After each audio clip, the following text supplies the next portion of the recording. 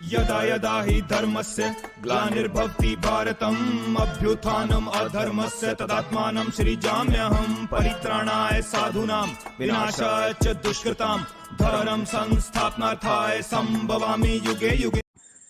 सप्तऋषि, मैं तुम्हें ये रिकॉर्डिंग भेज रही हूँ। ये इसकी रिगार्डिंग है कि काफ़ी टाइम से एक चीज़ जो चल रही थी कि नेक्स्ट, क्योंकि ये बहुत लंबा टाइम है जिसमें कि काफ़ी शांति है कोविड के बाद, तो नेक्स्ट जो पेंडेमिक होने वाला है, या मैंने जैसे बहुत सारे जो मेरे कॉन्टैक्ट हैं उनसे मुझे ये चीज़ें पता चलती कि क्योंकि अब लोग धीरे धीरे जैसे जैसे वेकेंट हो रहे हैं वो समझ रहे हैं कि हमारे लिए हमारा खाना खुद ऑर्गेनिक तरीके से पैदा करना कितना ज़रूरी है, तो लोग उस तरफ बढ़ रहे हैं। अब लोग ऑर्गेनिक फार्मर्स इंक्रीज हो रहे हैं, तो ऑर्गेनिक फार्मिंग बिना पशुओं के नहीं हो सकती है, मतलब गाय भैंस के बिना ऑर्गेनिक फार्मिंग को करना पॉसिबल नहीं है। तो मुझे बहुत लोगों से काफ़ी टाइम से ये पता चल रहा था कि अब जो नेक्स्ट टारगेट होंगे वो हमारे पशु होंगे, मतलब हम तो हैं ही, हमारे पशु भी टारगेट बनेंगे। तो उस चीज़ में मुझे ये नहीं समझ में आ रहा था कि ये चीज़ ये लोग करेंगे कैसे।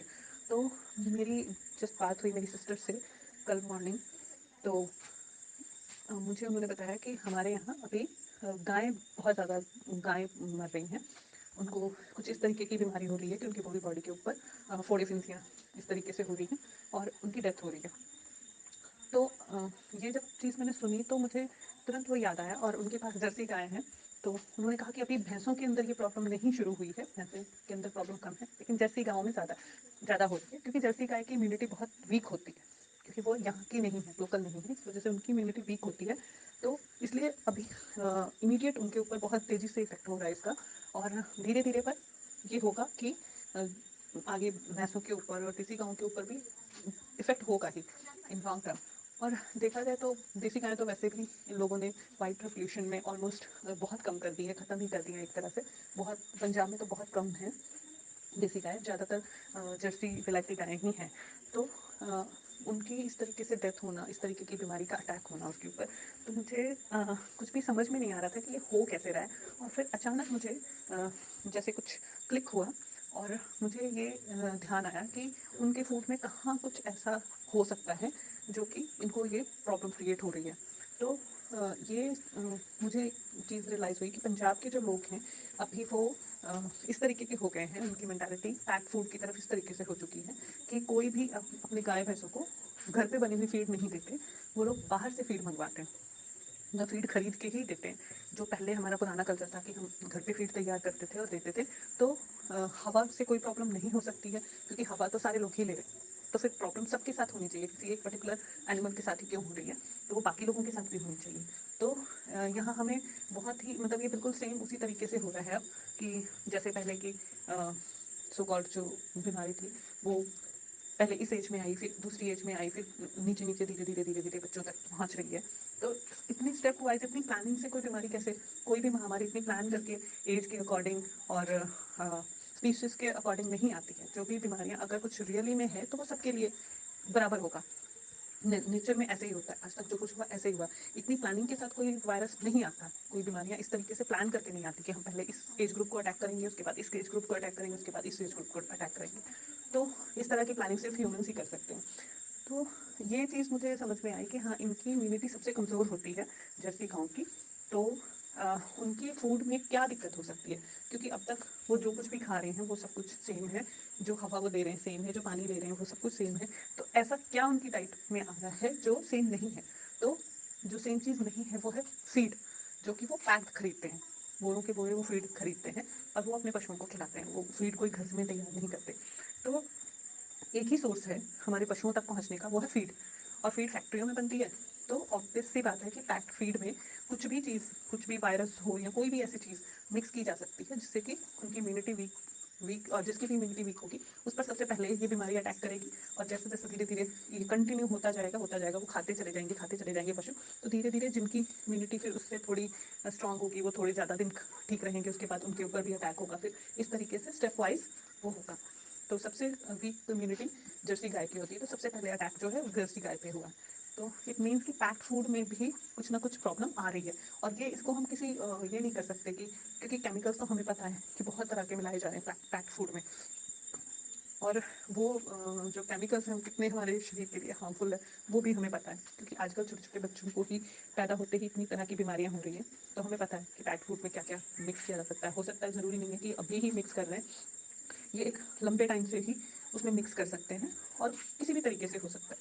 तो मुझे लगता है कि अभी अगर लोगों को इस चीज़ से बचना है तो मुझे ये मेरी इंट्यूशन बता रही है, मुझे ये नहीं पता कि अब इसमें कितनी, ये तो टाइम बताएगा कि इसमें कितनी सच्चाई है और कितना ये इल्यूजन है।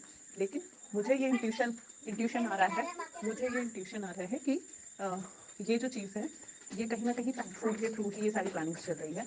तो हमें अगर बचना है तो हमारा सबसे बड़ा कंसर्न इस टाइम पे ये होना चाहिए कि हमें हर तरह के पैट फूड से बचना चाहिए। जितना हो सके हम नेचर के साथ रहें, नेचुरल फूड लें, तो वो एक तो हमें इस तरीके के ट्रैप में फंसने से बचाएगा और दूसरा इसका बेनिफिट हमें ये होगा कि अगर अगर मेरी इंट्यूशन सही बता रही है तब तो आप समझ लो कि ये लाइफ सेविंग है आपके लिए, कि आपकी ज़िंदगी बच जाएगी। और अगर बाय द वे मेरी इंट्यूशन ने मुझे गलत बताया या मैं गलत हूँ, मेरी इंट्यूशन गलत है, तो भी इससे आपका कोई भी हार्म नहीं होने वाला है, इससे कोई नुकसान नहीं होने वाला है। आप और ज़्यादा हेल्दी होगे और ज़्यादा इम्यूनिटी बढ़ेगी हमारी, घटेगा कुछ नहीं। तो नुकसान इसमें कहीं कुछ नहीं है, हर तरफ से फ़ायदा ही है। और दूसरा एक जो सबसे बड़ा बेनिफिट क्या है कि कॉर्पोरेट्स, ये सारा जो खेल है ये सारा कॉर्पोरेट का है, कॉर्पोरेट ही ये सारा खेल चला रहे हैं।